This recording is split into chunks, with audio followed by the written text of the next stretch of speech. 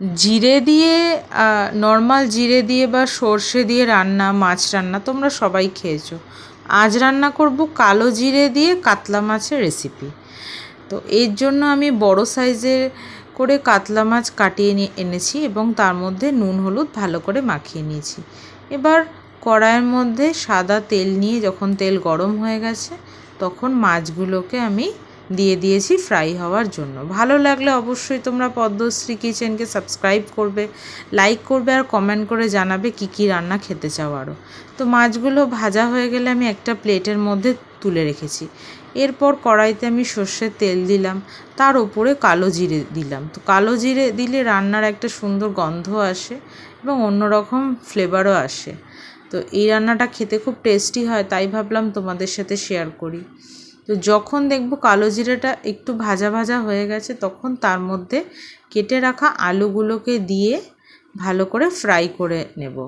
তাহলে একটা কালো জিরের যে সুন্দর গন্ধ সেটা মাছের ঝোলের মধ্যে থাকবে। এবার মিক্সার গ্রাইন্ডারে নিয়ে নিলাম আদা কুচি, পরিমাণ মতো কাঁচা লঙ্কা। যে যেরম ঝাল খাও তোমরা সেইরকম কাঁচা লঙ্কা ইউজ করবে। তো আমি একটু ঝাল ঝাল খাই, তো আমি এই কটা 7-8টা মতো নিয়েছি। এবার কালো জিরে দেব, তার সাথে 1 চামচ সাদা জিরেও ইউজ করব।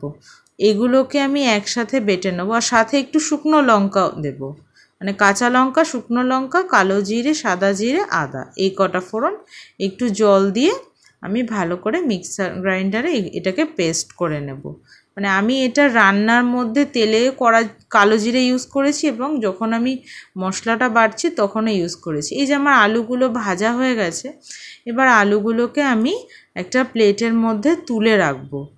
এরপর কড়াইতে যেই তেল আর ফোড়নটা ছিল ওটার মধ্যেই আমি মিক্সার গ্রাইন্ডারে বেটে রাখা মশলাটাকে দিয়ে ভালো করে নাড়াচাড়া করে নেব। মশলাটা কিন্তু ভালো করে ভাজতে হবে, তাহলেই যে কালো জিরে দেওয়ার যে অন্য টেস্টটা সেটা পাওয়া যাবে। এবার একটু নুন দিয়ে নেব, দিয়ে আবার মশলাটাকে ভালো করে কষবো যতক্ষণ না মশলাটা থেকে তেল ছাড়ে।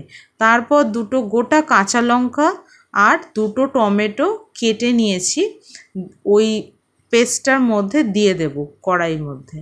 তারপর সেখানে দেব একটু হলুদ গুঁড়ো, দিয়ে আবার সেটাকে কষতে থাকবো, কারণ টমেটোগুলো যাতে মশলার সাথে ভালো করে মেখে যায়।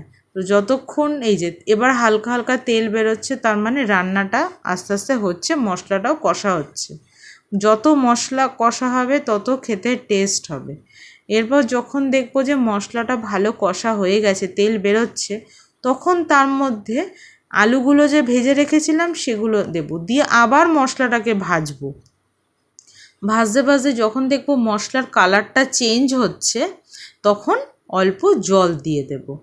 জল দিয়ে ভালো করে মশলাটা সমস্ত কিছু আলু ঠালু সবগুলোকে একবার করে নাড়িয়ে দিয়ে এরপর এটাকে আমরা কি করব, একটা ঢাকনা দিয়ে একটুখানি চাপা দেব একটু কিছুক্ষণ, জাস্ট 2-3 মিনিট। তারপরে মাছগুলোকে ছেড়ে দেবো। মাছগুলো তো আগেই ভেজে রেখেছিলাম।